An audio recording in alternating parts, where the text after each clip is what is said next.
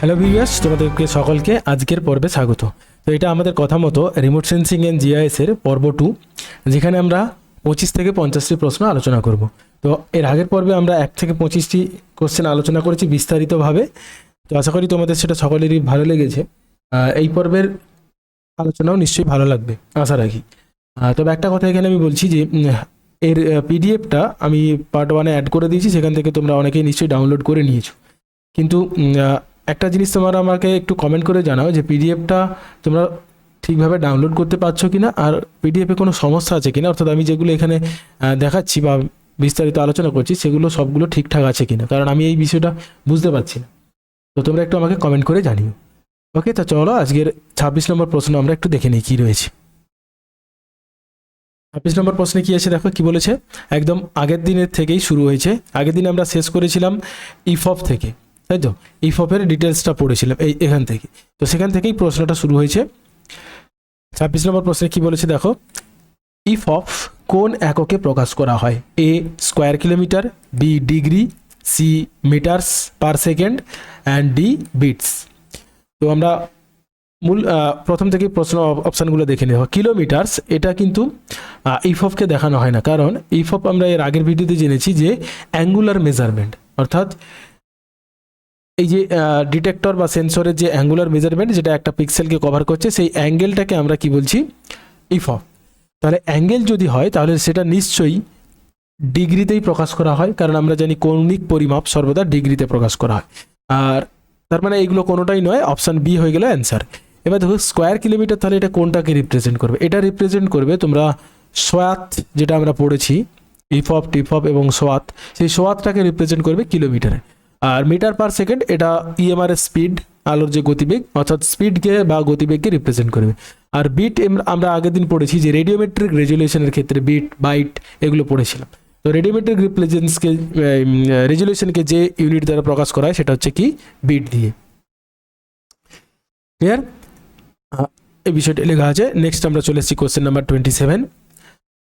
কি বলেছে, রিমোট সেন্সিংয়ে বায়ুমণ্ডলীয় জানালা বা অ্যাটমসফেরিক উইন্ডো সম্পর্কে নিম্নলিখিত কোনটি সঠিক? অপশান এ, এটি বায়ুমণ্ডলের সেই অংশ যেখানে ইলেকট্রোম্যাগনেটিক রেডিয়েশন অর্থাৎ ইএমআর সম্পূর্ণ শোষিত হয়। এটি বায়ুমণ্ডলের সেই অংশ যেখানে ইলেকট্রোম্যাগনেটিক রেডিয়েশন প্রায় অবাধে পাস করে। এটি কেবল দৃশ্যমান আলোর জন্য প্রযোজ্য, অর্থাৎ অ্যাটমসফেরিক উইন্ডোটা। আর এটি শুধুমাত্র অ্যাক্টিভ রিমোট সেন্সিং ক্ষেত্রে ব্যবহার হয়। অ্যাক্টিভ রিমোট সেন্সিং কাকে বলে আমরা জেনেছি। তাহলে দেখো এর মধ্যে দৃশ্যমান এবং শোষণ এই বিষয়টা, আর এইদিকে যেটা রয়েছে অ্যাক্টিভ রিমোট সেন্সিং, এই তিনটা হবে না, অর্থাৎ এ সি ডি আমাদের অ্যান্সার হবে না, অ্যান্সার হবে বি। কেন বি সেটা দেখো। কি বলেছে, বায়ুমণ্ডলে জানালা বলতে তরঙ্গ বৈচিত্র্যের অর্থাৎ ইলেকট্রোম্যাগনেটিক স্পেকট্রামের এমন নির্দিষ্ট কিছু পরিসরকে বোঝানো হয়, অর্থাৎ ওর মধ্যে থেকে থাকা কিছুটা অংশ যেগুলো পৃথিবীর বায়ুমণ্ডলের মধ্য দিয়ে যাওয়ার সময় গুরুত্বপূর্ণ গ্যাস যেমন জলীয় বাষ্প এবং কার্বন ডাইঅক্সাইড এবং ওজোন, এই তিনটে বিষয় দ্বারা খুব কম পরিমাণে কি হয়? শোষিত হয় বা ছড়িয়ে পড়ে, অর্থাৎ ডিফ্রাকশন হয়। তার মানে আমাদের অ্যান্সার বি হয়ে গেল এখানে, কারণ বায়ুমণ্ডলের সেই অংশ যেটি যে রেডিয়েশন অবাধে পাস করতে পারে। আরেকটা বিষয় কি বলেছে দেখো, যে সি অপশানটা, যে এটি কি কেবল দৃশ্যমান আলোর জন্য প্রয়োজন, অর্থাৎ আমরা যদি দেখি এটা কি শুধুমাত্র ভিজিবল লেন্থের ক্ষেত্রেই প্রযোজ্য না অন্য ক্ষেত্রেও হয়। তো তার জন্য আমরা পরের স্লাইডে যাব। এখানে দেখো আমি তোমাদের বোঝার সুবিধার্থে এই টোটাল যে রেঞ্জটা, অর্থাৎ অ্যাটমসফেরিক উইন্ডোর যে রেঞ্জটা, সেটা হচ্ছে 0.4 থেকে শুরু করে, অর্থাৎ 0.4 মাইক্রোমিটার থেকে 1 মিটার পর্যন্ত বিস্তৃত। তাহলে কতটা? একদম ভিজিবল লাইট থেকে মাইক্রোওয়েভ পর্যন্ত, কোথাও কোথাও রেডিও ওয়েভ পর্যন্ত এটা ধরা হয়ে থাকে। রেডিও ওয়েভকেও তোমরা কনসিডার করতে পারো, অর্থাৎ 10 মিটার পর্যন্ত হয়। কিন্তু রিমোট সেন্সিংয়ের ক্ষেত্রে যেটা সবথেকে গুরুত্বপূর্ণ সেটা হচ্ছে এই 0.4 থেকে 0.7 মাইক্রোমিটার, একদম প্রাথমিক পর্বে ছিল।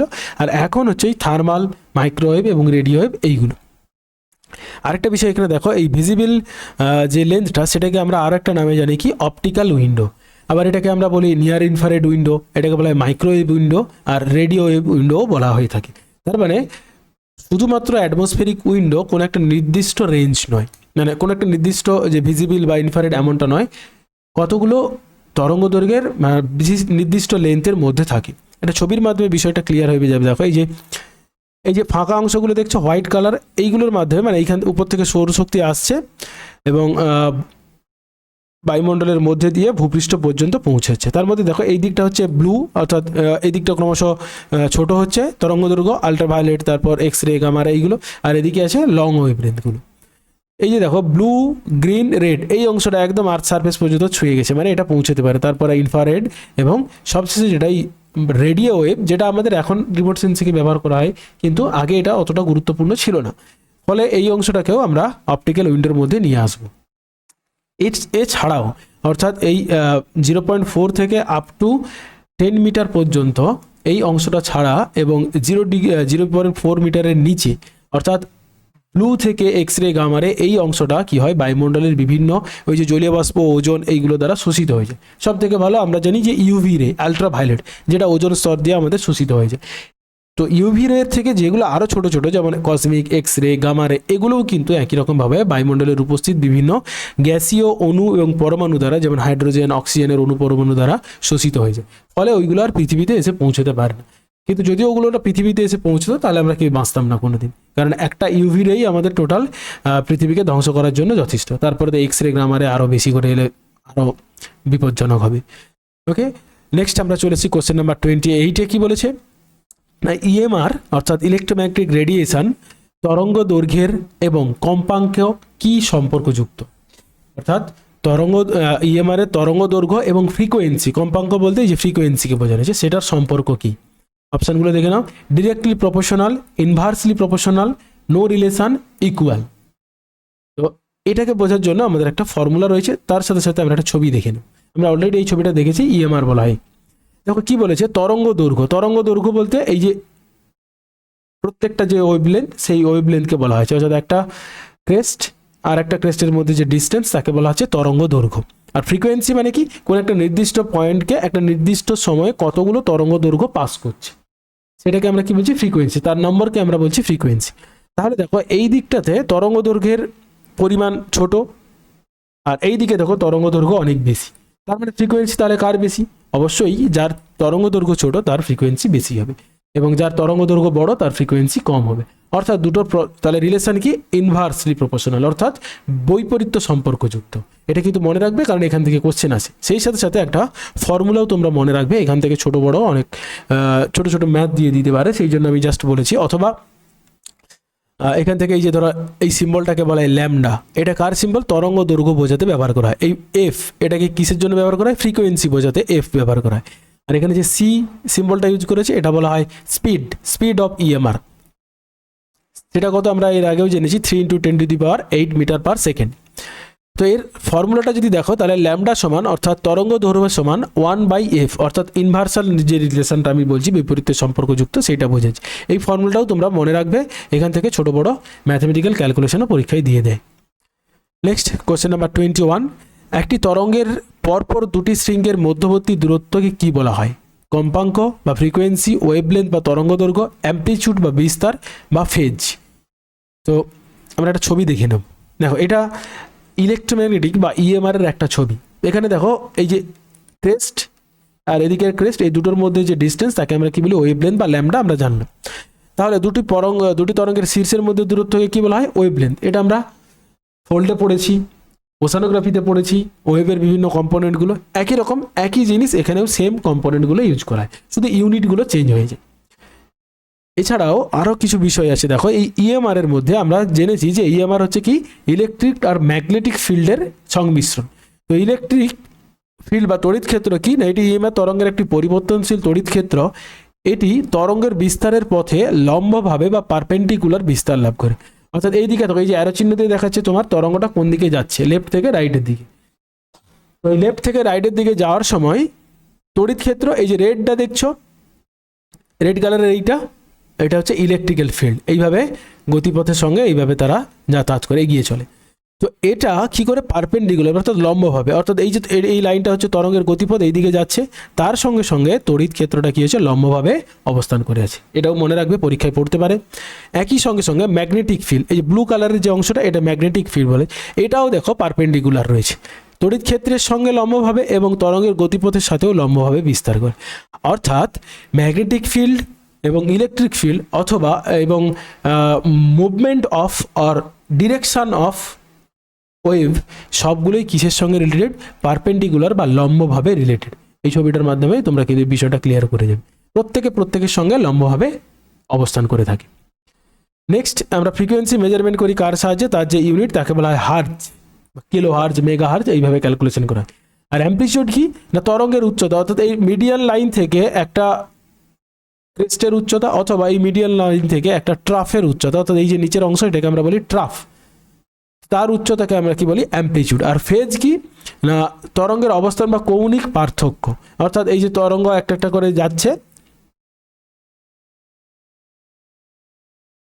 কি বলছে এই যে যাচ্ছে, দেখো এই পয়েন্টে এই তরঙ্গটা একবার গেলে এই পয়েন্টে হিট করলো, এর পরের যে ওয়েভটা আছে সেটাও যদি এই পয়েন্টকেই হিট করে এবং নিচের দিকেও যদি ওই পয়েন্টকে একই রকমভাবে হিট করে, তাহলে যে ওই যে সময়টা লেগেছে বা কত সময় পরে আবার একটা তরঙ্গ এসে ওই একই জায়গায় হিট করলো, এই ধরনের কনসেপ্টকে আমরা কি বলছি? ফেজ। এবার এটা যদি এখানে না হিট করে তাহলে আমরা বলবো যে এটা ফেজ নয়, ফেজ বাই ফেজ হচ্ছে না। ক্লিয়ার? তো কোশ্চেন নাম্বার 30, নিম্নলিখিত কোন উপগ্রহ পৃথিবীর একটি নির্দিষ্ট স্থানে অবস্থান করে? এবার স্যাটেলাইট থেকে কোশ্চেনগুলো শুরু হয়েছে। কি বলেছে যে remain fixed over a same location on earth, পৃথিবীর একটা নির্দিষ্ট জায়গায় কোন উপগ্রহ সবসময় ফিক্সড থাকে? ফিক্সড থাকে মানে কি? পৃথিবীর দিকে তাকিয়ে রয়েছে, ওই নির্দিষ্ট একটা জায়গার উপর ও ফোকাস করে রেখেছে। স্যাটেলাইট তো স্পেসে থাকে বিভিন্ন অরবিটগুলোতে, তো তারা কোথায় ফোকাস করে রেখেছে? Option a polar satellite, option b sunsynchronous satellite, option c geostationary satellite, option d communication balloon. তো এই প্রত্যেকটা স্যাটেলাইটের বৈশিষ্ট্য, তারা কোন উপগ্রহে চলে, কত তাদের উচ্চতা, সবগুলো আমাদের পড়তে হবে। তো এখানে যে অ্যান্সারটা হয়ে যাবে সেটা হচ্ছে জিওস্টেশনারি স্যাটেলাইট। এই যে ভূস্থির বলেছে না, ভূস্থির অর্থাৎ ভূপৃষ্ঠের ওপর তারা ফোকাসটা স্থির রাখে, একটা নির্দিষ্ট জায়গার উপর ফোকাস থাকে। এই যে দেখো কক্ষপথ, তাদের কক্ষপথকে বলা ইকুয়েটোরিয়াল, অর্থাৎ আমরা যদি দেখি এই স্যাটেলাইটগুলো ইকুয়েটোরিয়াল অঞ্চলের উপর দিয়ে ঘোরে এবং পৃথিবীর সাথে সাথে এরা ঘোরে। এই যে একটা চক্রের সময় কত নেই? 24 ঘন্টা, অর্থাৎ পৃথিবী একবার এক পাক খেতে কত সময় লাগে? 24 ঘন্টা। এই উপগ্রহগুলো একবার এক পাক খেতে লাগে 24 ঘন্টা, সেই জন্য এরা তো ওই নির্দিষ্ট জায়গার উপর ফোকাসটা স্থির রেখেছে। আর সানসিনক্রোনাস স্যাটেলাইট কি না, এগুলো হচ্ছে পোলার বা নিয়ার পোলার অরবিট দিয়ে চলে। আমি যদি এটা ধরো গ্লোব যদি ধরে নিই, জাস্ট এ মিনিট, ওকে দেখো আমি এই ছবিটার মাধ্যমে দেখো, জাস্ট আমি ছবিটা অ্যাড করতে ভুলে গেছিলাম, পিডিএফে হয়তো এই ছবিটা তোমাদের নেই, তো না থাকলেও কোনো নয়, জিনিসটা বুঝে নাও।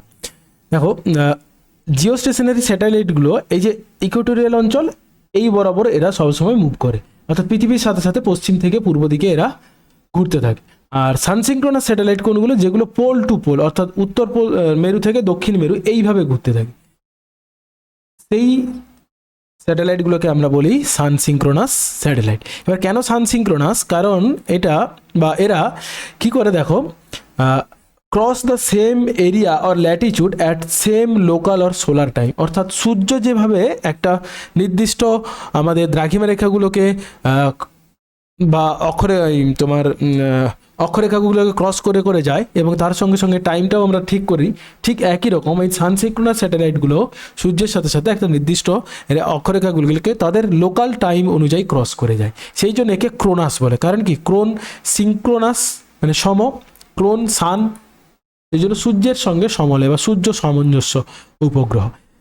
এদের উচ্চতা, এদের ঘূর্ণনের দিক, কভারেজ, কতটা এরিয়া কভার করে, ব্যবহার, উদাহরণ, এইগুলো সব পড়বে, এগুলো থেকে কোশ্চেন আসবেই আসবে।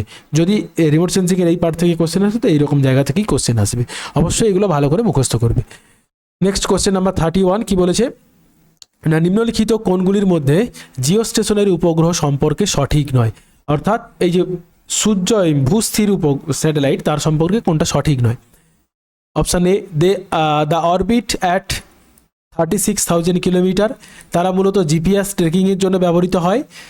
ইউজফুল ফর ওয়েদার মনিটরিং, অর্থাৎ আবহাওয়া পরিচালনা বা কন্ট্রোলের জন্য ব্যবহার করা হয়ে থাকে। Appear stationary over the equator. তাহলে দেখো ডি, সি এবং এ সবগুলোই তো আমরা আগের বৈশিষ্ট্যতে বা পার্থক্যতে এই অপশানগুলো পেয়ে যাবে। তো সুতরাং অপশান সি যেটা, অপশান বি যেটা বলছে যে জিপিএস ট্র্যাকিংয়ের জন্য ব্যবহার করা হয়, সেটা কিন্তু সঠিক নয়। দেখো আমি এই কোশ্চেনটা আসার আগে আমি তোমাদের একটা ছবি দেখাবো, সেই ছবিটা থেকে এই কোশ্চেনটা এক্সপ্লেন করছি। কি বলেছে দেখো, যে আমরা যে সমস্ত স্যাটেলাইট অরবিটগুলো আর্থে প্রেজেন্ট বা আর্থের সাপেক্ষে ওপরে স্পেসে প্রেজেন্ট করেছি, তাদেরকে আমরা সাধারণত তিনটে অরবিট বা তিনটে কক্ষপথে অবস্থান করে। একটা হচ্ছে জিও, যেটা হচ্ছে সব থেকে বড়, ওই যে জিও স্টেশনারি অরবিট, সেটা কত 35,786 কিমি। এই যেখানে 36,000 কিলোমিটার বলেছে, এক্স্যাক্টলি 36,000 কিলোমিটার নয়, 35,786 কিলোমিটার। মিও অর্থাৎ মিডিল আর্থ অরবিট, লিও লো আর্থ অরবিট, এইগুলোর ফুল ফর্মও দিতে পারে। এই মিও যেটা অর্থাৎ 20,000 কিলোমিটার থেকে 36,000 কিলোমিটারের মধ্যে এটা অবস্থান করে। এই অংশটা, এই অরবিটটা দেখো, ওপরেরটা হচ্ছে জিও, অর্থাৎ সব থেকে উঁচুতে অবস্থিত, এবং উঁচুতে থাকার কারণে অনেক অল্প সময়ের মধ্যে অনেকটা এরিয়া এরা কভার করে। আর লিও সব থেকে পৃথিবীর কাছে, পোল টু পোল মুভ করে, পোলার অরবিট, এটাকে বলা হয় পোলার অরবিট, এটাকে তো এক্ষুনি আমরা বললাম জিও স্টেশনারি অরবিট, আর এটাকে বলা হয় জিও সিঙ্ক্রোনাস অরবিট। ক্লিয়ার? অর্থাৎ এই জিও আর এই সিঙ্ক্রোনাস, এই দুটোকে একসঙ্গে মিলিয়ে জিও সিঙ্ক্রোনাস বা মিডিল আর্থ অরবিট। তো এই মিডিল আর অরবিটে যে সমস্ত উপগ্রহগুলো থাকে 20 থেকে 36,000 কিলোমিটারের মধ্যে, তারা মূলত জিপিএস সিস্টেম বা গ্লোবাল পজিশনিং সিস্টেমের সঙ্গে রিলেটেড। ওকে, তো নেক্সট কোশ্চেন নাম্বার 32 কি বলেছে না, ভারতের সবচেয়ে শক্তিশালী উৎক্ষেপণ যান কোনটি? অর্থাৎ ভারত যে বিভিন্ন স্যাটেলাইটগুলো কক্ষপথে প্লেস করে, তাদের মধ্যে কোন যানগুলো সবচেয়ে শক্তিশালী? পিএসএলভি, LVM-3 বা GSLV MK3, GSLV SSLV, এই সবগুলোই কিন্তু ভারতের স্পেস স্যাটেলাইট লঞ্চ ভেহিকেল। তো এগুলোর ডিটেলস আমাদের একটু জানতে হবে, তা নাহলে কিন্তু আমরা এগুলো পড়তে পারবো না। এবং এখান থেকে 32 বা 32 নম্বর কোশ্চেনটা এসেছে যে what are the full form of GSLV? জিএসএলভির ফুল ফর্ম কি? তো জিএসএলভির ফুল ফর্ম হচ্ছে geostationary satellite launch vehicle. অর্থাৎ ওই 36,000 কিলোমিটার যে সমস্ত স্যাটেলাইটগুলো প্লেস করা হয়, সেটা এই রকেটের মাধ্যমে পাঠানো হয়, জিএসএলভি। এবং বর্তমানে আধুনিক কালে যে সমস্ত রকেটগুলো আমরা পাঠাচ্ছি, সেগুলো হচ্ছে ওই LVM-3 বা GSLV MK3, অর্থাৎ থার্ড জেনারেশনের যে সমস্ত জিএসএলভি রকেটগুলো, সেগুলো আমরা ব্যবহার করে থাকি। তো 31-এর অ্যান্সার হয়ে গেল কি জিএসএলভি বা LM3, আর এদিকের এর অ্যান্সার হয়ে গেল আমাদের geostationary satellite launch vehicle. তো দেখো এখানে আমি যতগুলো আমাদের লঞ্চ ভেহিকেল আছে তাদের ডিটেলস, তাদের নাম এবং কোথা থেকে উৎপন্ন করা হয় বা কী কী কাজে ব্যবহার করা হয় সেগুলো আমি তুলে ধরেছি। তো সেগুলো তোমরা দেখে নেবে। এই GSLV MK3 মূলত এখন ব্যবহার করা হচ্ছে লিও অর্থাৎ লোয়ার আর্থ বিটে যে সমস্ত স্যাটেলাইটগুলো প্লেস করা হয় সেটার জন্য, আর জিও সিঙ্ক্রোনাস অর্থাৎ একদম 20,000 কিলোমিটারের যেগুলো, সেগুলোর জন্য। আর SSLV মূলত ব্যবহার করা হয় বা স্মল স্যাটেলাইট লঞ্চ ভেহিকেল, এটা একদম লিও অর্থাৎ কাছাকাছি যে সমস্ত অরবিটগুলো, সেই অরবিটে পৌঁছানোর জন্য এই স্যাটেলাইট সিস্টেমটা বা এই রকেট সিস্টেমটা আমরা ব্যবহার করে থাকি। এখানে আমি আজকে আরেকটা বিষয় দেখো, এই যে ফ্যালকন 9, ফ্যালকন হেভি, এটা স্পেস এক্স ইউএস এর একটা অন্যতম রকেট, যেটার মাধ্যমে কিন্তু বড় বড় ভীষণ ভারী ভারী কমার্শিয়াল যে সমস্ত রকেট বা বাণিজ্যিকভাবে যে সমস্ত স্যাটেলাইটগুলো মহাকাশে স্পেস করা হয়, সেগুলো এর মাধ্যমে পাঠানো হয়। তো এই স্পেস এক্স কার কোম্পানি বা এর মালিকাধীন? এটা হচ্ছে প্রাইভেট কোম্পানি। তো তার মালিকের নাম তোমরা আমাকে কমেন্ট করে জানি। ক্লিয়ার? সকলেই জানো আশা করি, তবু আমাকে কমেন্ট করে জানবো। নেক্সট কোশ্চেন নাম্বার 33, SFCC, খুব ভালো পয়েন্ট। SFCC বা স্ট্যান্ডার্ড ফলস কালার কম্পোজিট, অবশ্যই এই ফুল ফর্ম মুখস্থ রাখবে। এর প্রধান সুবিধাগুলো কি? 1 নম্বর, ডিসপ্লে ন্যাচারাল কালার, প্রাকৃতিক রং প্রদর্শন করে। B, better vegetation and water discrimination, অর্থাৎ উদ্ভিদ ও জলের ভালো পার্থক্য করা যায়, অর্থাৎ ফরেস্ট এবং ওয়াটার বডি এই দুটোকে আলাদা করতে পারে। রাতের বৈশিষ্ট্য, শো নাইট টাইম ফিচার্স, ছবির কন্ট্রাস্ট কমায়। এগুলো কোনোটাই নয়, অর্থাৎ এই CDর এ দুটোর কোনোটাই নয়। এখানে এও হবে না, কারণ এটা রঙের সঙ্গে রিলেটেড, কিন্তু প্রাকৃতিক রং প্রদর্শন করে না। প্রাকৃতিক রং প্রদর্শন করে ট্রু কালার কম্পোজিট, বা যেটাকে আমরা ন্যাচারাল কালার বলি। তো SFCCর মূল কাজ হচ্ছে বা কেন করা হয়, উদ্ভিদ এবং জলের পার্থক্য করার জন্য। কেন বলো তো? কারণ আমরা যদি দেখি যে আমাদের আর্থের ওপরে দুটো জিনিস সব থেকে বেশি আছে, একটা হচ্ছে জলভাগ আর একটা স্থলভাগ, এবং স্থলভাগের মধ্যে সব থেকে বেশি যেটা, সেটা হচ্ছে ফরেস্ট এরিয়া। তাই না? তো ফরেস্ট এরিয়া এবং ওয়াটার বডি এই দুটোকে যদি আমরা আলাদা করতে পারি সঠিকভাবে, তাহলে কিন্তু অন্য বিষয়গুলোকে খুব সহজে আরও আলাদা করতে পারবো। সেই জন্য আমরা স্ট্যান্ডার্ড ফলস কালারে ব্যবহার করা হয় এই দুটোকে খুব সহজে আইডেন্টিফাই করার জন্য। এছাড়াও স্ট্যান্ডার্ড ফলস কালার একটা ইউনিভার্সালি রিকগনাইজ সিস্টেম, যেটা ফলস কালারের ক্ষেত্রে নয়। কিন্তু এখানে আমরা কি করি, নিয়ার ইনফ্রারেড ব্যান্ডকে রেড ব্যান্ড দিয়ে দেখি, রেড ব্যান্ডকে গ্রিন ব্যান্ড দিয়ে দেখি, আর গ্রিন ব্যান্ডকে ব্লু ব্যান্ড দিয়ে দেখানো হয়। এরকম ব্যাপারটা এই ছবিটার দিকে থাকো, দেখো ন্যাচারাল কালার যেটা, সেখানে আমরা কি করি, ব্লুকে ব্লুতে দেখি, অর্থাৎ ওয়াটার বডিকে water body blue colour blue band দিয়ে দেখি, ভেজিটেশনকে ভেজিটেশনের ব্যান্ড দিয়ে দেখি গ্রিন ব্যান্ড, আর সেটেলমেন্টকে সেটেলমেন্টের রেড ব্যান্ড দিয়ে দেখি।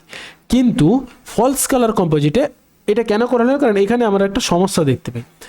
তার মূল কারণ হচ্ছে ভেজিটেশন বা উদ্ভিদ সব থেকে বেশি যে লাইটটাকে রিফ্লেক্ট করে সেটা হচ্ছে নিয়ার ইনফ্রারেড, অর্থাৎ রেডের ঠিক পরেই। ফলে যে বেশি রিফ্লেক্ট করছে তাকে সেটাকে আমরা স্যাটেলাইট খুব সহজে ক্যাপচার করতে পারে, এবং ক্যাপচার করতে পারলে খুব সহজেই ওই ভেজিটেশনগুলোকে আইডেন্টিফাই করতে পারবে।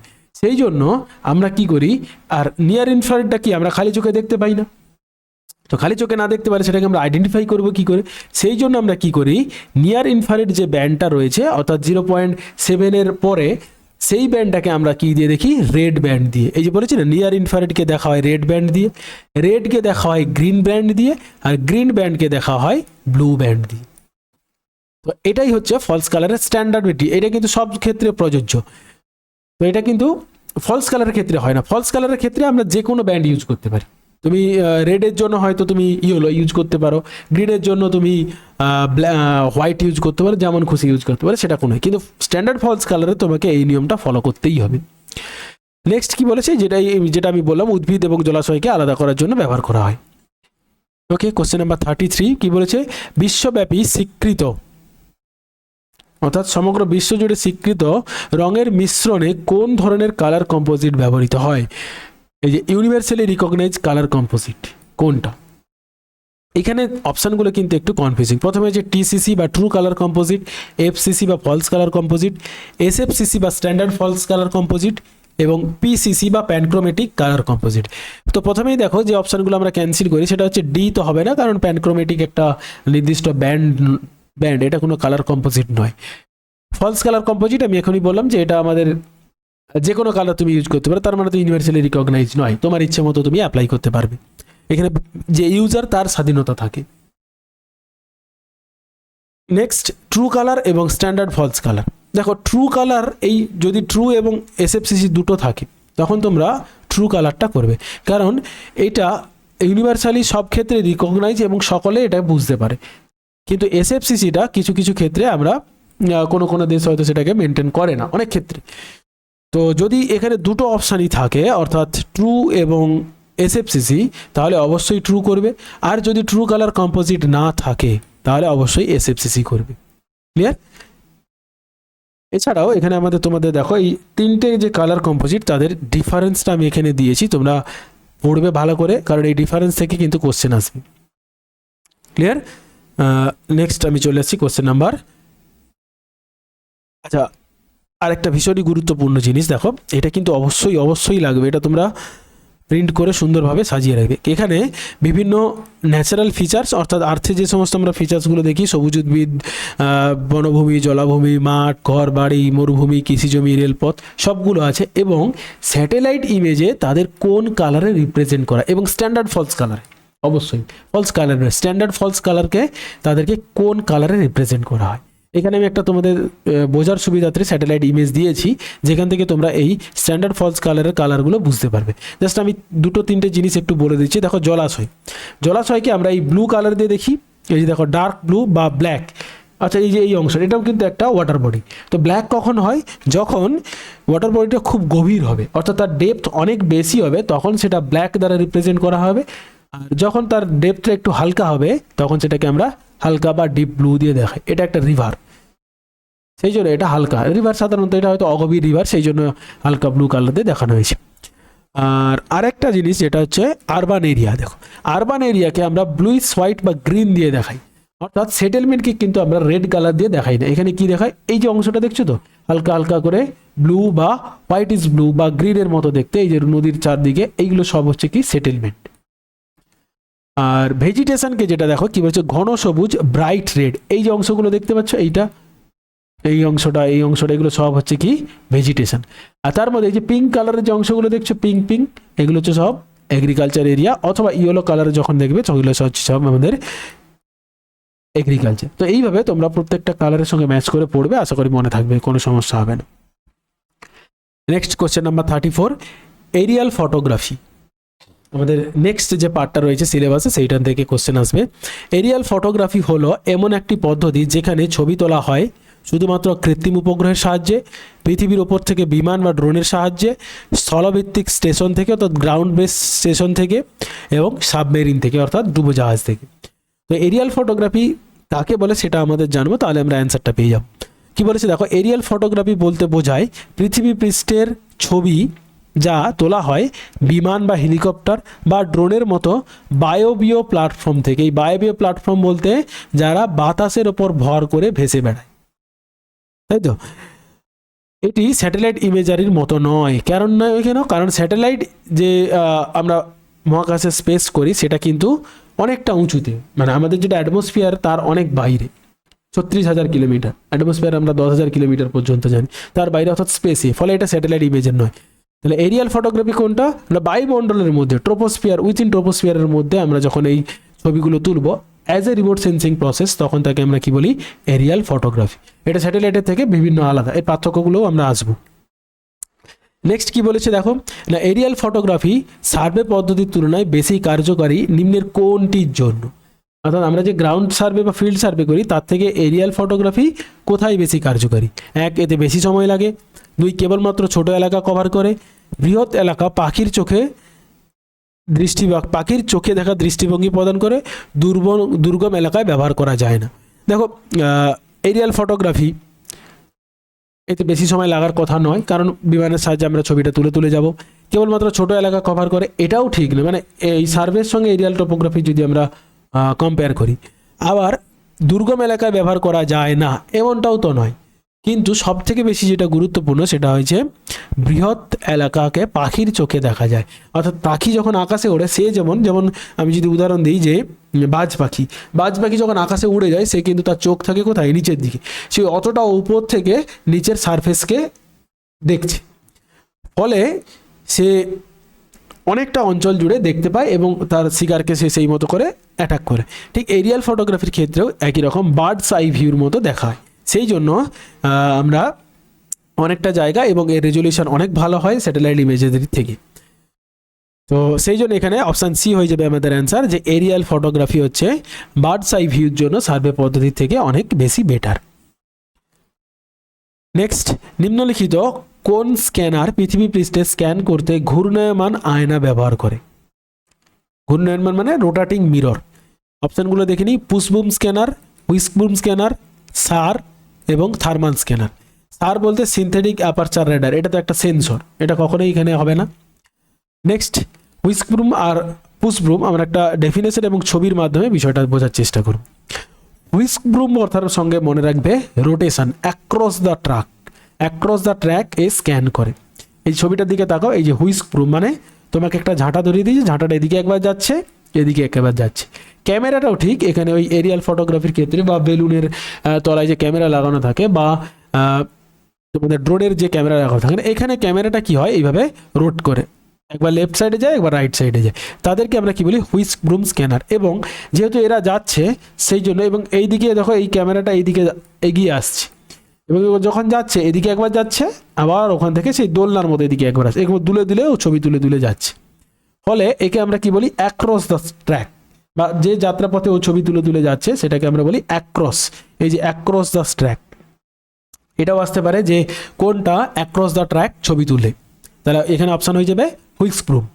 আর পুশব্রুম কি? যেমন আমরা যখন মেজে মুছি বা মেঝেকে যখন আমরা ক্লিন করি, তখন আমরা ওই যে ডান্ডাটা নিয়ে আস্তে ঠেলে নিয়ে যাই, লাইক এইরকম। তো সেই রকম এরা কি করে, পুশব্রুম স্ক্যানার কি করে, এরা কিন্তু আর রোটেট করে না, এটা ফিক্সড। এটা তোমার এরিয়াল ফটোগ্রাফি ড্রোনের সঙ্গে বা বিমানের সঙ্গে ফিক্স থাকে। ও শুধু কি করে, এই দিকে ও মুভ করছে, ও পরপর ছবি তুলে যাবে। ফলে ও অ্যালং দ্য ট্র্যাক যাতায়াত করে। এই দেখো কিন্তু ক্রস করছে না, সোজাসুজি যাচ্ছে, ফলে তাকে আমরা কি বলি, অ্যালং দ্য ট্র্যাক। ওকে, আশা করি বুঝতে পারলে।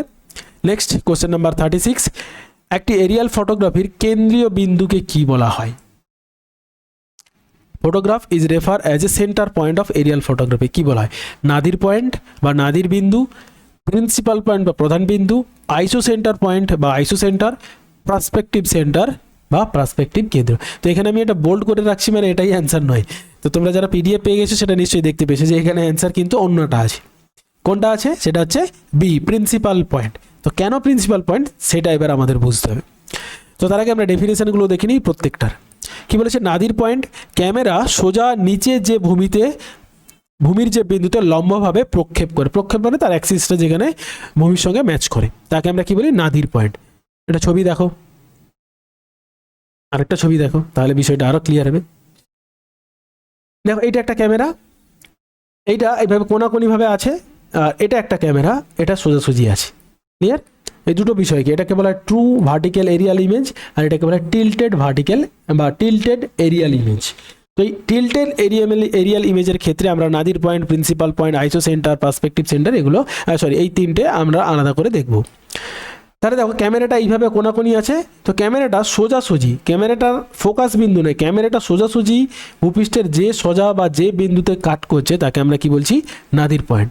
প্রিন্সিপাল পয়েন্ট কি বলেছে না, অপটিক্যাল অক্ষ, অর্থাৎ ওই ক্যামেরার মধ্যে যে ফোকাস লেন্সটা রয়েছে সেই লেন্সের মধ্যবিন্দু থেকে ফিল্ম বা ছবির ওপর লম্বভাবে নামানো রেখা যে বিন্দুতে ছেদ করে তাকে প্রধান বিন্দু বলে। অর্থাৎ দেখো, এখানে আমি ক্যামেরাটা এইভাবে ফোকাস করে আছে এই পয়েন্টটা থেকে ও সোজাসুজি ওর যে ভূপৃষ্ঠের অংশটাকে দেখছি, এই অংশটা, তাকে আমরা কি বলছি? Principal point. তাহলে দেখো, নাদির পয়েন্ট কি না, ক্যামেরার সঙ্গে রিলেটেড, ক্যামেরাটাকে যদি আমরা উলম্বভাবে দেখি তাহলে সে কোথায় আছে, আর প্রিন্সিপাল পয়েন্ট সেটা কি না, ফোকাসটা, ক্যামেরার লেন্সের ফোকাসটা কোন দিকে সোজাসুজি আছে তাকে আমরা প্রিন্সিপাল পয়েন্ট বলছি। তাহলে টিল্টেড এরিয়াল ফটোগ্রাফির ক্ষেত্রে নাদির পয়েন্ট এবং প্রিন্সিপাল পয়েন্ট দুটোই আলাদা, তাই তো? এখানে দুটো দেখো, দুটো বিন্দু দুটো জায়গায় কাট করেছে। এবার আইসো সেন্টার কাকে বলেছে না, এই দুটো পয়েন্টের মধ্যবর্তী যে বিন্দু, অর্থাৎ এখান থেকে এই ডিস্টেন্সের মধ্যবর্তী যে বিন্দু, অর্থাৎ এদেরকে হাফ করলে আমরা যে ডিস্টেন্সটা পাবো সেই পয়েন্টটাকে বলা হচ্ছে আইসো সেন্টার।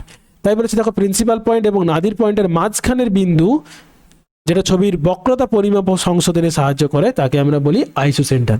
এটা তাহলে কি কাজে লাগে? এরিয়াল ফটোগ্রাফির টিল্টিং বা তার কোনো ভুল থাকলে সংশোধনের ক্ষেত্রে কাজে লাগে। তো এই এরিয়াল ফটোগ্রাফিকে 3D ভিশনে দেখা হয়, ক্লিয়ার? 3D পিকচার দেয়, এবং এই 3D পিকচার দেওয়ার জন্য আমরা যে ইনস্ট্রুমেন্টটা ব্যবহার করি সেটা হচ্ছে স্টিরিওস্কোপ। মনে রাখবে, এরিয়াল ফটোগ্রাফি থেকে যেটা মানে এরিয়াল ফটোগ্রাফিকে অ্যানালাইসিস করতে যে যন্ত্র ব্যবহার করা হয় তাকে স্টিরিওস্কোপ বলে, আর স্টিরিওস্কোপের সাহায্যে 3D পিকচার পাওয়া যায়, ক্লিয়ার? এবং এই ছবিগুলো সাধারণত ব্ল্যাক অ্যান্ড হোয়াইট হয়। নেক্সট, পার্সপেক্টিভ সেন্টার কোনটা না, ক্যামেরার ভিতরে অবস্থিত সেই বিন্দু যেখান থেকে আলোক রশ্মি নির্গত হয় ছবির দিকে যায়, এটিকে ছবিতে দৃশ্যমান নয়। অর্থাৎ ক্যামেরা থেকে লেন্সের দিকে যে লাইটটা, প্রথম যে বিন্দু থেকে লাইটটা ছড়িয়ে পড়ে তাকে আমরা বলি পার্সপেক্টিভ সেন্টার। নেক্সট আরেকটা বিষয় খুব গুরুত্বপূর্ণ, এই পয়েন্টটা দেখো, ভার্টিক্যাল এরিয়াল ফটোগ্রাফির ক্ষেত্রে নাদির পয়েন্ট, প্রিন্সিপাল পয়েন্ট এবং আইসো সেন্টার একই বিন্দুতে অবস্থান করে। আর ভালোভাবে বললে যে ভার্টিক্যাল এরিয়াল ফটোগ্রাফির ক্ষেত্রে আইসো সেন্টার হয় না। এই যে দেখো, এটা ভার্টিক্যাল, এর ক্যামেরার যে বরাবর ভূপৃষ্ঠে মিলেছে আর ফোকাস লাইট একসঙ্গে একই বিন্দুতে মিলেছে, সেই জন্য এটাকে আমরা বলি এই ভার্টিক্যাল বা ট্রুলি ভার্টিক্যাল ইমেজের ক্ষেত্রে নাদির পয়েন্ট এবং principal point same point. Next, এটা ম্যাথমেটিক্যাল ক্যালকুলেশন দিয়েছি, এটা আমি এর প্র্যাকটিক্যাল ভিডিওর আগে তো একই রকমভাবে একটা ম্যাথমেটিক্যাল ক্যালকুলেশন তোমাদের এসেছিল কোনো একটা সালে, মানে 11, 12, 9, 10-এ। কি বলেছে যে যখন উচ্চতা 400 মিটার হয় এবং ফোকাল লেন্থ 20 মিটার, তখন আকাশ ছবির স্কেল কত হবে? 1:1 লাখ, 1:1,50,000, 1:10 লাখ, 10 লাখ তো, তাই তো না, 1 লাখ অ্যান্ড 1:4 লাখ, কোনটা হবে? তো এটা আমরা মুখোমুখি এর ফর্মুলাটা আমরা জানি যে ফোকাল লেন্থ সমান বা স্কেল অফ এরিয়াল ফটোগ্রাফি আমরা পেয়ে যাব কোনটা করলে F/H, F অর্থাৎ হাইট, এফ অর্থাৎ focal length divided by height. এই ফর্মুলাটা মনে রাখবে, এই ফর্মুলাটা করলে আমরা পেয়ে যাব। এই ফর্মুলাটা অবশ্যই মনে রাখবে, এখান থেকে এই ধরনের ছোট ছোট প্রশ্ন দিতে পারে, তাহলে আমাদের জাস্ট একটু কাটাকাটি করতে হবে। এফ কি ফোকাল লেন্থ, এইচ কি ফ্লাইং হাইট। তো এই দুটোকে আমরা বসিয়ে দেবো, বসিয়ে দিয়ে আমরা কীভাবে ক্যালকুলেট করছি দেখো। তার আগে আমাদের কী করতে হবে দেখো, এখানে ইউনিটটা মিটারে দেওয়া আছে আর এখানে কিসে আছে মিলিমিটার। তাহলে তোমাকে কি করতে হবে, হয় মিটারকে মিলিমিটারে কনভার্ট করতে হবে, নাহলে মিলিমিটারকে মিটারে কনভার্ট করতে হবে। তো 1 মিটার সমান আমরা জানি 1000 মিলিমিটার। তাহলে আমরা এই 4000 মিটারকে 1000 দিয়ে মাল্টিপ্লাই করে দেবো, তাহলে 4-এর পরে আরও 3টে শূন্য হয়ে যাবে। তো সেটাকে আমরা যদি 2 দিয়ে 20 দিয়ে কাটাকাটি করি তাহলে রেজাল্টটা পাবো 1:4 লাখ স্কেল। তাহলে এখানে অপশান ডি হয়ে গেল আমাদের অ্যান্সার, 1:4 লাখ।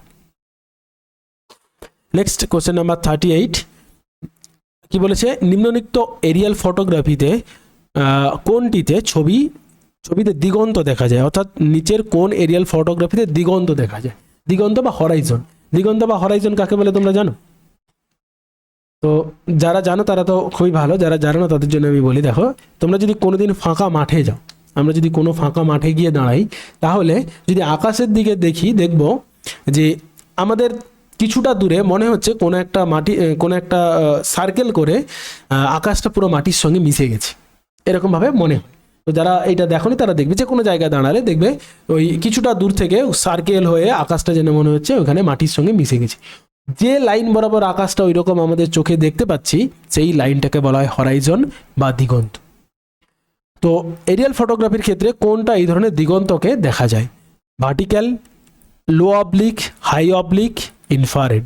ইনফ্রারেড তো একটা রশ্মি, এখানে এটা হবে না, এই 3টের মধ্যে হবে, উলম্ব, নিম্ন তির্যক, উচ্চ তির্যক। কোনটার ক্ষেত্রে হবে সেটা আমরা দেখব, এখানে ছবিটাও দেখতে পারো তাহলে আমরা বুঝতে পারবো। দেখো এটা হচ্ছে ট্রুলি ভার্টিক্যাল। ট্রুলি ভার্টিক্যাল যদি হয় তার অ্যাক্সিসের যে কৌণিক মান সেটা কত হবে, যে টিল্টেড অ্যাঙ্গেলটা হবে সেটা মনে রাখবে 0 থেকে 3 ডিগ্রির মধ্যে। অর্থাৎ যদি কোনো ক্যামেরা 0 ডিগ্রি অর্থাৎ একদম সোজাসুজি থাকে, অথবা ম্যাক্সিমাম +- 3 ডিগ্রি অর্থাৎ 3 ডিগ্রি লেফটে বা 3 ডিগ্রি রাইটে যদি বেঁকে থাকে, তাহলে সেটাকে আমরা কি ছবি হিসেবে ধরি, ভার্টিক্যাল হিসেবে। আর লো অবলিক অর্থাৎ অবলিক মানে বেঁকে থাকা, এই যে দেখো লো অবলিক বেঁকে আছে, কোনো একটা দিকে বেঁকে আছে, সেটা কত, সেটা 3 থেকে 30 ডিগ্রি যদি হয়, অর্থাৎ তার এই অ্যাক্সিসের অ্যাঙ্গেলটা যদি 3 থেকে 30 ডিগ্রির মধ্যে থাকে, তখন তাকে আমরা লো অবলিক বলবো এবং তার ছবিটা এরকম দেখাবে। আর হাই অবলিক কোনটা না, হাই অবলিক হচ্ছে যেটা 30 থেকে 60 ডিগ্রির বেশি হবে, 30 থেকে ম্যাক্সিমাম 60 ডিগ্রি বা তারও বেশি যদি হয়, তখন তাকে আমরা বলি হাই অবলিক।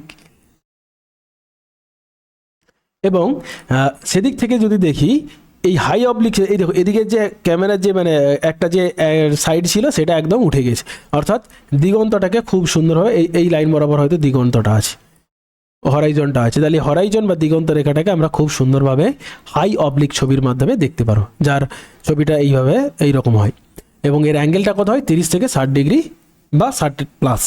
তো এটা মনে রাখবে অবশ্যই, এই অ্যাঙ্গেলগুলোও মনে রাখবে। নেক্সট চলে আসছি আমরা কোশ্চেন নাম্বার 31। এরিয়াল ফটোগ্রাফিতে নয়েজ বলতে কি বোঝায়? নয়েজ বলতে আমরা শব্দ দূষণের কথা এখানে ভাবলে হবে না, ছবির ক্ষেত্রে শব্দ দূষণ কি হবে, তো নয়েজ হচ্ছে অন্য বিষয়। দেখো কি বলেছে, দূষণেরই মতো জিনিসটা কি দেখো, ক্লিয়ার রেজলিউশন ইমেজ অর্থাৎ পরিষ্কার চিত্র, ইচ্ছাকৃত উন্নয়ন অর্থাৎ ইচ্ছাকৃত ডেলিভারেট এনহান্সমেন্ট কোয়ালিটিটাকে বাড়ানো, ইমেজ কোয়ালিটিটাকে বাড়িয়ে নেওয়া, চিত্র ডেটায় অবাঞ্ছিত বিঘ্ন বা আনওয়ান্টেড ডিস্টারবেন্স, শুধুমাত্র প্রতিফলিত ইনফ্রারেড রশ্মি বা রিফ্লেক্টেড ইনফ্রারেড রে অনলি। নয়েজ কাকে বলে সেটা দেখো, নয়েজ বলতে বোঝায় ছবির উজ্জ্বলতা বা রং বা টেক্সচারের অপ্রত্যাশিত বা এলোমেলো পরিবর্তন, যা ভূপৃষ্ঠের বাস্তব বৈশিষ্ট্যকে প্রতিফলিত করে না। অর্থাৎ তুমি যে ছবিটা তুলেছ সেই ছবিতে যদি রেডিয়েশনের কোনো কারণে ঢাকা দেওয়া থাকে, ধরো কোনো একটা ফাঁকা জায়গায় কোনো কিছু কভার করা আছে, তাহলে তার রিফ্লেকশন পাবে না, তাহলে সেটা নয়েজ। আবার কত ক্ষেত্রে যদি তুমি ক্যামেরা নিয়ে ছবি তুলছো, সেই ক্যামেরাটাতে কোনো ত্রুটি হলো, সেন্সরে ত্রুটি হলো, সেটা তার কারণেই ছবিতে সমস্যা সৃষ্টি হতে পারে, সেটা নয়েজ। আবার বায়ুমণ্ডলীয় অ্যাটমসফেরিক ইন্টারফারেন্স, অর্থাৎ আকাশে যদি মেঘ থাকে বা যদি কুয়াশা থাকে যেদিন তুমি ছবি তুলতে যাচ্ছ সেদিনেও নয়েজ সৃষ্টি হবে বা সমস্যা সৃষ্টি হবে। আবার মোশন বার, অর্থাৎ মোশন ব্লার বলতে আমরা দেখবে ক্যামেরা ছবি তুলতে অনেক সময় কোনো একটা ছবি তুলতে হয়তো ছবিটা তোলা হলো নি, ক্যামেরাটাকে আমি মোবাইলে ক্যামেরাটাকে সরিয়ে নিলাম, তো তখন দেখবে ছবিটা কেমন হেজি হেজি আসে না, অস্পষ্ট, কিছুটা ভালো কিছুটা খারাপ, সেই যে অবস্থা হয় তাকে আমরা বলি মোশন ব্লার। তো আমরা এখানে কি এরোপ্লেনটাও এগিয়ে এগিয়ে যাচ্ছে, ফলে তারও গতি চেঞ্জ হয়ে হয়ে যাচ্ছে, তো সেও তো মোশনে আছে, তো ওই মোশনের কারণে অনেক সময় এই ধরনের আবছা ছবি চলে আসে, তখন সেটাকে আমরা বলছি মোশন ব্লার। আরেকটা বলেছে ইলেকট্রনিক ব্যাঘাত, অর্থাৎ যদি ক্যামেরাতে সঠিকভাবে ইলেকট্রনিক সিগন্যাল না যায় এই ধরনের সমস্যা। তাহলে এইগুলো হচ্ছে কি সমস্ত ইমেজের নয়েজ বা ইমেজের অবাঞ্ছিত বিঘ্ন বা অবাঞ্ছিত কোনো পদার্থ বা অবাঞ্ছিত কোনো ছবি যদি সেখানে ক্যাপচার হয়ে যায়, তাহলে নয়েজ হচ্ছে কি C unwanted disturbance in a image data. Question number 40। তো 40তে আসার আগে আমি তোমাদের বলি যে আমি এর আগের দিন বলেছিলাম যে আমাদের মাধ্যমিক এবং উচ্চ মাধ্যমিকের প্রশ্নগুলোর প্রয়োজনীয়তা আছে কি নেই। তো তোমরা অনেকেই সেখানে রেসপন্স করেছো, ভোট দিয়েছো, এবং আমি দেখেছি যেখানে যে প্রায় 100%ই তোমরা বলেছো যে অবশ্যই প্রয়োজন আছে।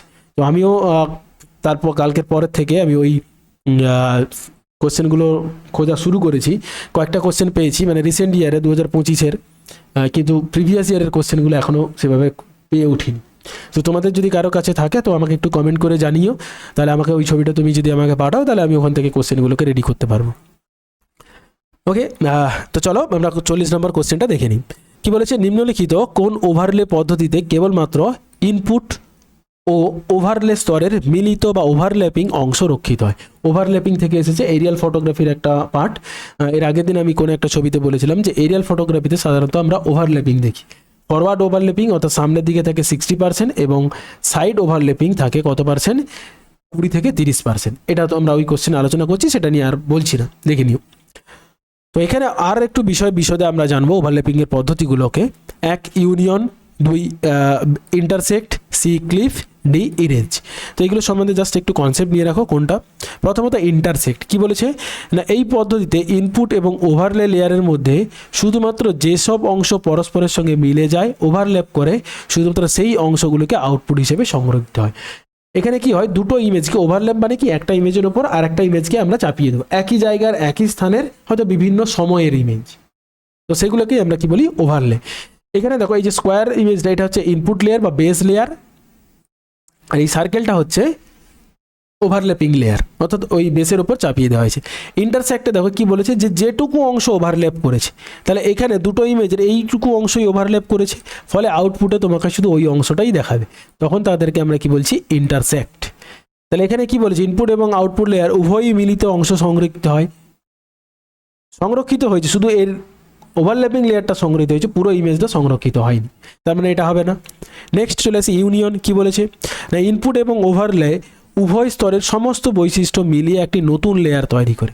তাহলে একই রকম এটা হচ্ছে ইনপুট লেয়ার আর এই সার্কেলটা হচ্ছে বেস লেয়ার, এবং আউটপুট রেজাল্টে দেখো দুটোই আছে, স্কোয়ারটাও আছে আবার সার্কেলের পুরো অংশটাও আছে, সুতরাং অ্যান্সার আমাদের এখানে হয়ে যাবে এ ইউনিয়ন লেয়ার।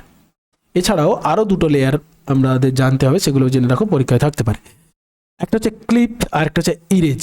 ক্লিপ কি না ইনপুট লেয়ারের অংশগুলো ওভারলে লেয়ারের মধ্যে সীমাবদ্ধ, শুধু যেটুকু কেবল সেটুকু রাখে। তাহলে এটা হচ্ছে ইনপুট লেয়ার আর এটা হচ্ছে ওভারলে লেয়ার, একসঙ্গে ওভারলে করা হয়েছে, তাহলে ইনপুট লেয়ার নয়, কোনটা না ওভারলে লেয়ারের যেটুকু অংশ, এই সার্কেলে যেটুকু অংশ ওভারল্যাপ করেছে সেটুকু অংশই রেখেছি আমরা, বাকি যে ইমেজটা ছিল ইনপুট ইমেজ সেটা কিন্তু কোনো কিছু নেই, সেটাকে আমরা কি বলেছি ক্লিপ। অর্থাৎ এটা আমরা ডিজিটাইজেশনের ক্ষেত্রে কোনো একটা অংশকে তোমার স্টাডি এরিয়াকে কেটে নেওয়ার জন্য এই ক্লিপ শব্দটা ব্যবহার করি। ক্লিপ কথার অর্থ হচ্ছে তুমি একটা নির্দিষ্ট প্রসেসে তোমার যেটুকু স্টাডি এরিয়া প্রয়োজন সেই অংশটুকু আমি তুলে নেব, অন্য কিছুর অংশ আমার দরকার নেই।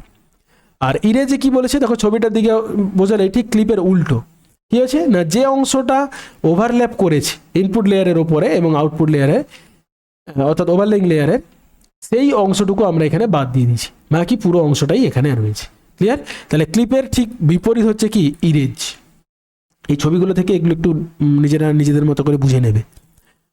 নেক্সট কোশ্চেন নাম্বার 45 কি বলেছে, নিম্নলিখিত গুলির মধ্যে কোনটি একটি ভেক্টর ভিত্তিক ওভারলেপ বিশ্লেষণ পদ্ধতি, অর্থাৎ ভেক্টর ভিত্তিক বলতে ভেক্টর ডেটা, রাস্টার ডেটা এবং ভেক্টর ডেটা এর আগে আমরা পড়েছি, জেনেওছি। তো সেই ভেক্টর ডেটা এবং রাস্টার ডেটার উপর ভিত্তি করে ভেক্টর ডেটাতে কোন পদ্ধতিগুলো ব্যবহার করা হয়, density slicing, union, image enhancement, resampling. এগুলো একটু ইংরেজিতে শব্দগুলো মনে রাখবে, কারণ এর বাংলা শব্দগুলো ভীষণই ডিফিকাল্ট। এখানে আমরা দেখব ভেক্টর ডেটার ক্ষেত্রে আমরা এই ইউনিয়ন প্রসেসটা, এই যে এখানে আমরা দেখলাম লাইন, পলিগন, এই প্রত্যেকটা কিন্তু ইউনিয়ন এই ভেক্টর ডেটার ক্ষেত্রে আমরা ইউজ করে থাকি। তাহলে অপশান বি হয়ে গেলে এখানে অ্যান্সার। অন্যান্য অপশানগুলো দেখো, ডেনসিটি স্লাইং, এটি মূলত রাস্টার ইমেজের ক্লাসিফিকেশনের একটা টেকনিক। ইমেজ এনহান্সমেন্ট, ইমেজের কোয়ালিটিটাকে বাড়ানোর জন্য ব্যবহার করা হয়, যেমন কন্ট্রাস্ট বা ব্রাইটনেস ইত্যাদি। আর রিস্যাম্পলিং কি, রাস্টার ডেটাতে সেল সাইজগুলোকে পরিবর্তন করে আবার যে সেলগুলোতে ধরো কোনো এরর আছে সেটাকে রেকটিফাই করা হয় এই রিস্যাম্পলিং এর মাধ্যমে।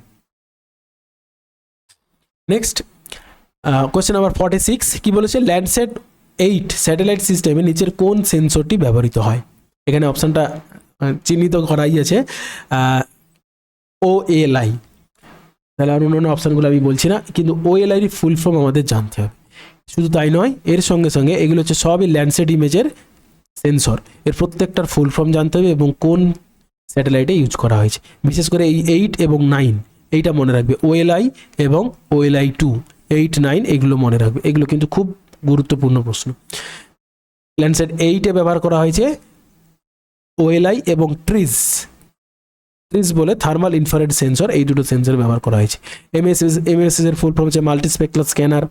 TM এর হচ্ছে থিমেটিক ম্যাপার। ETM প্লাস, এই অপশানটা থাকে প্রায়শই 7-এ মনে রাখবে, 7। ATM প্লাস হচ্ছে 7-এ থাকে, যেটাকে আমরা বলি এনহান্স থিমেটিক ম্যাপার।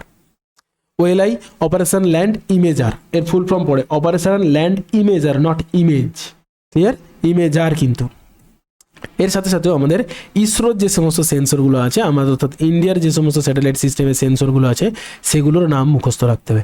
বিশেষ করে এই লিজের ফুল ফর্ম, প্যানের ফুল ফর্ম, AWIFS এর ফুল ফর্ম, এগুলো সবগুলো পড়বে এবং কোনটা কোন কাজে ব্যবহার করা হয়, কোন স্যাটেলাইটে ব্যবহার করা হয়, সেগুলো যদি পারো মুখস্থ রাখবে। নেক্সট আমরা, আচ্ছা এখানে একটা ইনফরমেশন দিয়ে দিই, দেখো ল্যান্ডসেট স্যাটেলাইটের 1, 2, 3, 4, 5, 7, 8, 9, 6 কিন্তু নেই। কেন নেই বলো তো? কারণ 6-এ স্যাটেলাইট, যে ল্যান্ডসেট স্যাটেলাইট, ওটা লঞ্চ করার সাথে সাথেই ভেঙে পড়েছিল 1994-এ লঞ্চ করা হয়েছিল এবং তারপরেই ওটা নষ্ট হয়েছে, মানে ভেঙে পড়ে, ফলে সেই ল্যান্ডসেট 6-এর স্যাটেলাইট কিন্তু নেই। নেক্সট 47 কি বলেছে, GIS এর অ্যাট্রিবিউট টেবিলের প্রতিটি সারি কি উপস্থাপন করে। GIS থেকে অ্যাট্রিবিউট টেবিল থেকে এসেছে, যারা তোমরা ডেটা ডিজিটাইজেশন বা এই ধরনের কার্যকলাপ করেছো তারা তোমরা জানো রিমোট সেন্সিংয়ের এই অ্যাট্রিবিউট টেবিলের খুব গুরুত্বপূর্ণ একটা ভূমিকা থাকে। মূলত সেটা যেটা করে সেটা হচ্ছে কলাম অফ অ্যাট্রিবিউট, একটি তথ্যের কলাম, ম্যাপ লেয়ার, একটি মানচিত্রের স্তর, স্পেশাল ফিচার, একটি স্থানিক বৈশিষ্ট্য মানে রিপ্রেজেন্ট করে, এই স্যাটেলাইট ইমেজ, একটি স্যাটেলাইট চিত্র। স্যাটেলাইট ইমেজ নয়, একটি কলামের তথ্যও নয়, এখানে যেটা করে স্পেশাল বা স্থানিক বৈশিষ্ট্যগুলোকে তুলে ধরে। তো এই অ্যাট্রিবিউট টেবিলটা কি সেটা জাস্ট একবার দেখে নাও। GIS-এ অ্যাট্রিবিউট টেবিল হলো একটি টেবিল, অর্থাৎ রো এবং কলামের সমষ্টি, যেখানে বিভিন্ন স্পেশাল ফিচার্সগুলো, যেমন নদী, যেমন কোনো লেক, কোনো এগ্রিকালচার ফিল্ড, তাদের নন স্পেশাল ডেটার ডেসক্রিপটিভ ডেটাগুলোকে সংগ্রহ রাখে।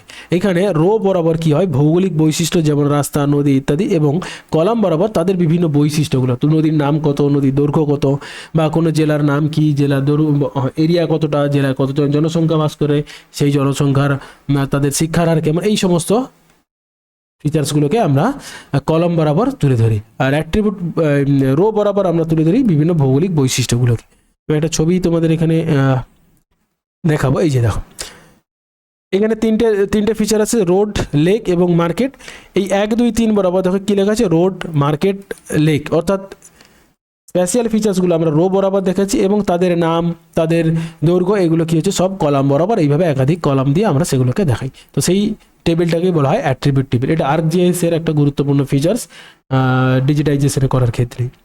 নেক্সট কোয়েশ্চেন নাম্বার 48 কি বলেছেন, অ্যাট্রিবিউট টেবিলের ব্যবহারকারীদের কি করতে সাহায্য করে। অ্যাট্রিবিউট টেবিল ব্যবহারকারীদের কি করতে সাহায্য করে। স্যাটেলাইট সেন্সর পরিবর্তন করতে হবে না, অস্থানিক তথ্য সম্পাদনা ও বিশ্লেষণ করতে, edit and analyse non special data, এটাই হবে। অন্য অপশানগুলো দেখো, শুধুমাত্র মানচিত্র ডিজাইন করতে, অবশ্যই নয়, রাস্টার ডেটাকে ভেক্টর ডেটাতে রূপান্তর করতে নয়। তাহলে অপশান বি হয়ে গেল আমাদের answer, edit and analyse non special data. Just এখানে একই জিনিস বলা রয়েছে। নেক্সট আমরা কি করছি দেখো 49, নিম্নোক্ত কোন কার্যপ্রণালী থিমেটিক ম্যাপিংয়ের জন্য অ্যাট্রিবিউট ডেটা ব্যবহার করে? থিমেটিক ম্যাপিংয়ের জন্য অর্থাৎ থিমেটিক ম্যাপ তৈরি করার জন্য এই অ্যাট্রিবিউট টেবিলের ডেটাগুলোকে ব্যবহার করে। জিও রেফারেন্সিং এটা তো হবে না, আমরা এর আগেও যেখানে জেনেছি যে জিও রেফারেন্সিং করা হয় ভূপৃষ্ঠের সঙ্গে ম্যাপকে সঠিক কোঅর্ডিনেটে অবস্থান করানোর জন্য।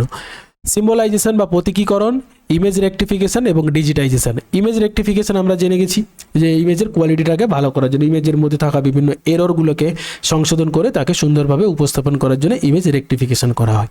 তো যে দুটো জানি না সেটা হচ্ছে সিম্বলাইজেশন এবং ডিজিটাইজেশন। তো এই দুটো অপশান হয় কিনা দেখে নিই। কী বলেছে দেখো, থিমেটিক ম্যাপ তৈরি করতে ভৌগোলিক ফিচার্সের অ্যাট্রিবিউট ডেটাকে বিভিন্ন রং, আকার, লাইন বা স্টাইল বা চিহ্ন দিয়ে উপস্থাপন করা হয়, সেই প্রক্রিয়াকে বলা হয় সিম্বলাইজেশন। তাহলে ম্যাপিংয়ের জন্য অ্যাট্রিবিউট টেবিল যে কার্যপ্রণালীতে ব্যবহার করা হয় সেটার অ্যান্সার হচ্ছে সিম্বলাইজেশন। তো পড়ে থাকলো অপশান ডি ডিজিটাইজেশন। তো সেটা কি আমাদের জানতে হবে। ডিজিটাইজেশন প্রসেসটা শুধু কনসেপ্টটা মনে রাখো, অন্য কিছু না জানলেও চলবে। তো জিআইএসে ডিজিটাইজেশন হলো এমন একটি প্রক্রিয়া যা রাস্টার ডেটাকে সংকুচিত করে, স্থানিক ডেটাকে অস্থায়ীভাবে সংরক্ষণ করে, অ্যানালগ মানচিত্রকে ভেক্টর ডেটাতে রূপান্তরিত করে, শুধুমাত্র জিপিএস ডেটা বিশ্লেষণ করে। এখানে যদি আমরা দেখি এই সিটা হবে আমাদের অ্যান্সার, কারণ এই ডিজিটাইজেশন প্রসেসের মাধ্যমে আমরা এখানে যদিও অ্যানালগ মানচিত্র বলেছে, অ্যানালগ নয়, যে কোনো ধরনের সার্ভে সিট বা মানচিত্রকে তুমি কি করতে পারবে, এই ডিজিটাইজেশন প্রসেসের মাধ্যমে সেগুলোকে তুমি তার পয়েন্ট, লাইন, পলিগন এই তিনটে ফিচার্সের মাধ্যমে আমরা তার এরিয়াটাকে কপি করতে পারবো। এই যে দেখো এখানে একটা এরিয়া রয়েছে, তো ডিজিটাইজেশনের মাধ্যমে আমি এর প্রত্যেকটা ফিচার্স, কোথায় পন্ড রয়েছে, কোথায় রোড রয়েছে, কোথায় ঘরবাড়ি রয়েছে, সেগুলোকে সব আইডেন্টিফাই করা। এই যে রেড কালারের যেগুলো দেখছি এগুলো সব ডিজিটাইজ করা হয়েছে। অর্থাৎ আমরা ArcGIS বা ADAS ইমাজিন বা এনভি এই সফটওয়্যারগুলোতে এই ডিজিটাইজেশন প্রসেসগুলো করে থাকি। অর্থাৎ একটা মানচিত্র থেকে তোমার স্টাডি এরিয়াটাকে কেটে তুলে নেওয়া বা স্টাডি এরিয়ার রোড নেটওয়ার্ক, ট্রান্সপোর্ট নেটওয়ার্ক এইগুলোকে খুঁজে পেতে আমরা এই ডিজিটাইজেশন প্রসেস ব্যবহার করে থাকি। তো এটাও একটা জিআইএসের গুরুত্বপূর্ণ কম্পোনেন্ট। তো 50 নম্বর কোশ্চেন কমপ্লিট হয়ে গেল। তোমাদের সকলকে ধন্যবাদ যারা যারা আমার সঙ্গে আছো, এবং আমরা আগামী ভিডিওগুলোতে অবশ্যই থাকবে এটুকু আশা রাখি। তো কেমন লাগলো ভিডিওটা অবশ্যই কমেন্ট করে জানিও। তো দেখা হচ্ছে নেক্সট ভিডিওতে, ততদিনে সবাই ভালো থেকো, মন দিয়ে খুব করে পড়াশোনা করো, এবং আমাদের এবারের এসএসসি কোয়ালিফাই করতেই হবে এই প্রতিজ্ঞা নিয়ে নিজেদের প্রিপারেশনটাকে সেই রকম চালিয়ে যাও। থ্যাংক ইউ, ভালো থেকো, বাই।